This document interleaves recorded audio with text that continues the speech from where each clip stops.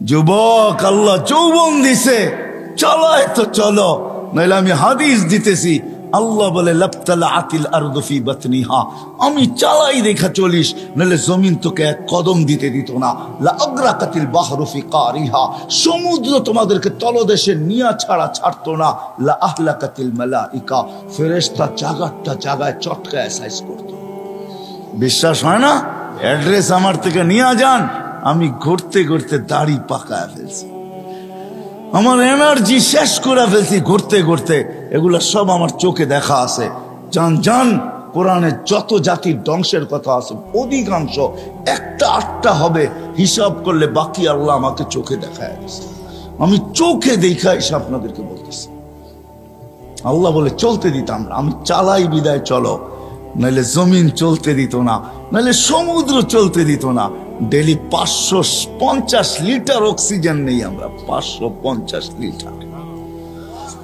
যুবক, 1 টাকা বিল চায় না তোর কাছে, যৌবন দিয়ে তোকে চালাইতেছে, তাই না? তারপরও ডেলি 5 বার ডাকে, একবারও বলো আমি ব্যস্ত। রোডে দাঁড়ায় দাঁড়ায় মোবাইল দেখতেছ, কেউ ডাকলে বলো জান জান জান, আপনি চরখায় তেল দেন, আমি দেখেন না ব্যস্ত। হায় হায় হায়, আমার মনে আছে, রাগ হয় না, আমার মনে আছে, আমি সত্য কাহিনী বলতেছি। আমার সাথে না ঘটলে আমি বলি না।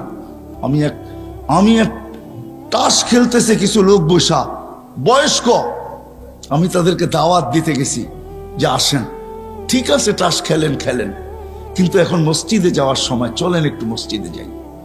আমাকে এক বৃদ্ধ বলতেছে, দেখেন না ইবাদত করতেছি। হাইসেন না হাইসেন না, আমি এটার জন্য এখনো একা একা কাঁদি, কারণ আমি যদি না ডাকতাম ওর ইমান হারা হইতো না। আমি আল্লাহর কাছে কি জবাব দিব আমি জানি না, আমি এখনো একা একা কাঁদি। আমি গেলাম তো গেলাম কেন, এই কথা বললাম তো বললাম কেন? ওর মুখ দিয়ে তো শয়তান বাহির করছে যে দেখেন না ইবাদত করতেছি। হায় হায় হায় হায়।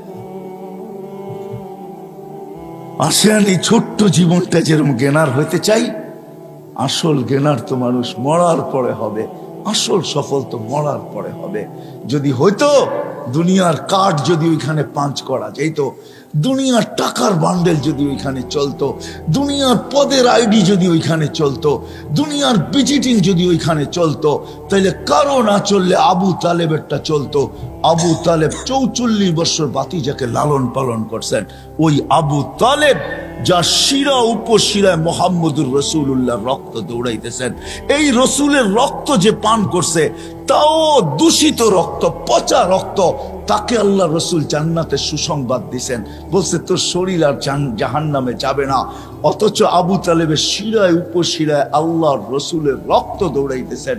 চাচার বাতিজা, একই ফ্যামিলি, ব্লাডের সম্পর্ক, রক্তের সম্পর্ক, কিন্তু আবু তালেবের কিঞ্চিত কাছে আসে নাই। শুধু আল্লাহ রসুলের চোখের পানি ঝরছে আর বলছে, আম্মি, চাচা, মা তারাক্তালি সাবিলা, তুই আমার জন্য কোনো রাস্তা রাইখা গেলি না, আমাদেরও কাজে দিবে না। আসেন ভাবি যে ওইখানে জ্ঞানার হব কি দিয়া।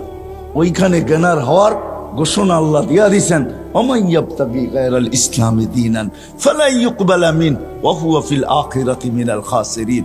দিন ছাড়া ওইখানে সফলতা অর্জন করা যাবে না, না না না না।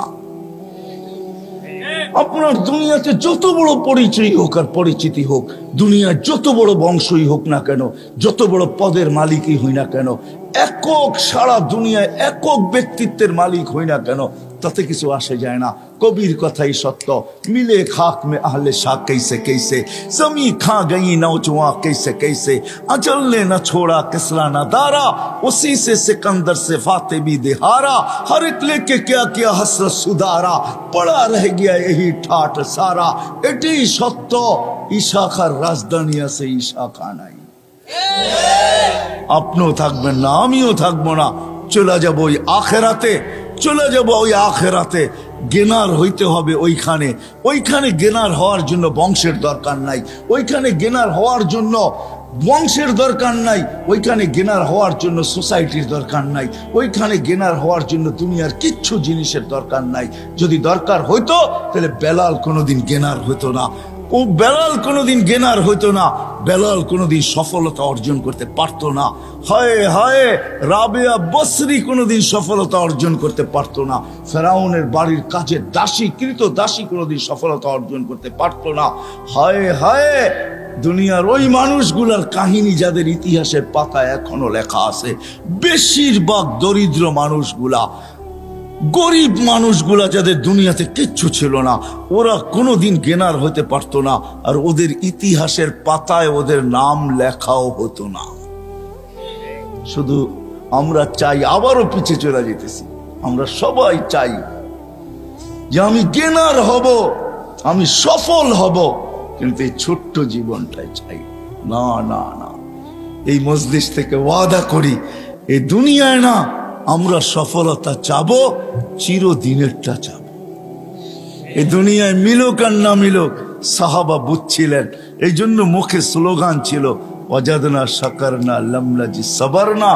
দুনিয়ায় পাইলে পাবো, না পাইলে সবর করব।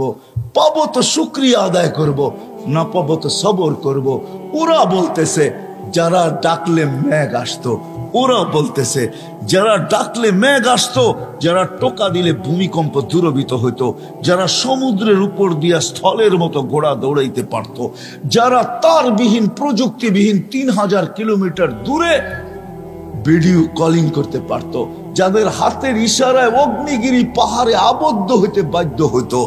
হায় হায় হায় হায় হায়, শুধু পুরুষ না নারী পর্যন্ত, শুধু নারী না যুবক পর্যন্ত, শুধু যুবক না বাচ্চা পর্যন্ত, যাদের বাচ্চার এই পাওয়ার ছিল, যা চাইতো তাই করতে পারতো, তারপরে দুনিয়ার দিকে তাকায় দেখেন নাই, বলছে এখানে গেনার হয়ে লাভ নাই। 60-70 বছর তারপরে রাইখা চলে যেতে হবে, রাইখা চলে যেতে হবে।